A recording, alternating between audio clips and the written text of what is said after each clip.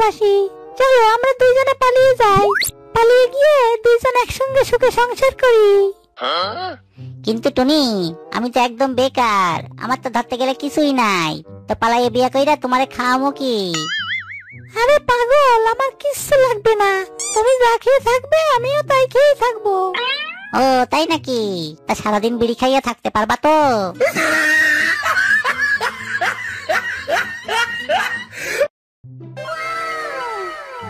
কি রে বলটু, মুখটা এরকম কুমড়ার ঘাটের মতো কইরা বসে আসিস কেন?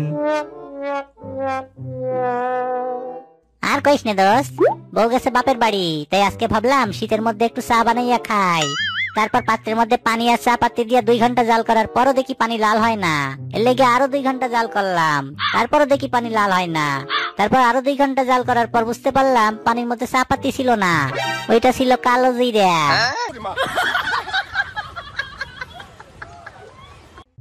কেন বলতো, গতকাল রাতে আমার স্বপ্নে একটা খুব সুন্দর হ্যান্ডসাম পুরুষ এসেছিল।